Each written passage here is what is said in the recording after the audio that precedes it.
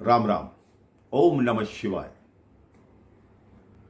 भगवान शिव के द्वादश ज्योतिर्लिंगों में सातवां स्थान विश्वेश्वर ज्योतिर्लिंग का है, अर्थात जिन्हें काशी विश्वनाथ कहा जाता है उनका स्थान है। काशी के बारे में चर्चा आप मेरे पहली कथाओं में सुन चुके हैं, जब मैंने आपको मणिकर्णिका घाट के बारे में बताया, दशाश्वमेध घाट के बारे में बताया। कहते हैं काशी नगरी ऐसी नगरी है जो कि प्रलय में भी नहीं डूबती। इसके विषय में छोटी छोटी दो कथाएं शास्त्रों में आती हैं। कहते हैं जब भगवान शिव और सती का विवाह हुआ तब सती ने कहा, हे प्रभु, हमारे रहने के लिए कोई ऐसा स्थान हो जो जग से दूर हो, जग से अलग हो और सबसे सुंदर हो, ब्रह्मा जी की सृष्टि से भी सुंदर हो। तब भगवान शिव ने 5 कोस का एक आनंद वन तैयार किया और मां सती के साथ उसमें विहार करने लगे। कुछ समय पश्चात मां सती ने कहा कि हम तो यहां विहार कर रहे हैं, लेकिन यह सृष्टि, यहां के लोग पाप मुक्त कैसे होंगे, कैसे उनको जीवन और मरण के बंधन से मुक्ति मिलेगी, आप उनके पापों को कैसे समाप्त करेंगे, क्योंकि जब तक उनको भक्ति का ज्ञान नहीं होगा तब तक वो पापों से मुक्त नहीं हो सकते। तब भगवान शिव ने विष्णु जी को आदेश दिया कि आप इस आनंद वन में आइए और यहां तपस्या कीजिए। भगवान विष्णु ने वहां तपस्या आरंभ कर दी। कई हजार वर्षों तक तपस्या करने के पश्चात उनके शरीर में से पसीने के रूप में दूध की धाराएं बहने लगी और वो धाराएं इतनी प्रबल और इतनी तीव्र हो गई कि वो 5 कोस का टुकड़ा उस पर तैरने लगा और धीरे धीरे आकाश तक पहुंचने लगा। तब भगवान विष्णु ने भगवान शिव को याद किया। भगवान शिव ने वो 5 कोस का टुकड़ा अपने त्रिशूल पे धारण कर लिया। कहते हैं उसी 5 कोस के टुकड़े पर भगवान विष्णु की नाभि से कमल प्रकट हुआ, जिससे ब्रह्मा प्रकट हुए, जिससे सृष्टि की स्थापना शुरू हुई।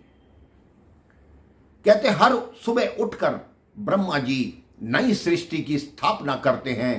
प्रलय आती है, पूरी सृष्टि समाप्त हो जाती है, लेकिन 5 कोस का वो टुकड़ा प्रलय में नहीं समाता। वही 5 कोस का टुकड़ा काशी है।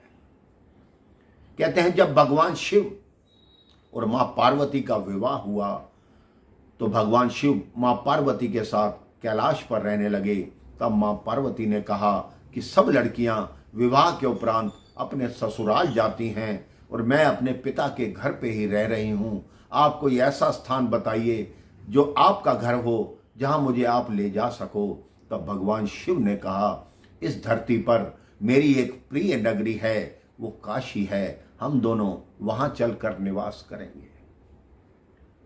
जहां आकर भगवान शिव और मां पार्वती ने निवास किया, वहीं पर काशी विश्वनाथ ज्योतिर्लिंग स्थित है। काशी विश्वनाथ की महत्ता इतनी है कि वहां के कितने भी मंदिर हैं शिव और शक्ति के प्रतीक हैं। वहां पर काशी विश्वनाथ को काशी का राजा और काल भैरव जी को वहां का कोतवाल कहा जाता है। समय समय पर हजारों लोग, लाखों श्रद्धालु वहां पर दर्शन करने जाते हैं और अपने मन की इच्छा से जीवन की कामना न करते हुए काशी में मृत्यु की कामना करते हैं। कहते हैं जिसकी मृत्यु काशी में होती है, भगवान शिव उसके कान में तारक मंत्र का उच्चारण करते हैं, जिससे वह मनुष्य जन्म मरण के बंधन से मुक्त हो जाता है। कहते हैं मणिकर्णिका घाट पर जब किसी का अंतिम संस्कार होता है, उसकी जो राख होती है उस पर राम राम और 94 लिखा जाता है। किसी ने कहा कि वो 94 क्यों लिखा जाता है? तब वहां के लोगों ने बताया कि 100 कलाएं भगवान ने इंसान में दी, लेकिन 6 अपने पास रखी। वो 6 कलाएं थी हानि लाभ, जीवन मरण और यश अपयश। इसीलिए जो 94 कलाएं हैं वो इंसान के पास हैं, इसलिए 94 लिखा जाता है। और 6 कलाएं भगवान ने अपने पास रखी। अगर वो 6 कलाएं भी वो मानव को दे देता तो मानव अपने आप को भगवान समझने लगता।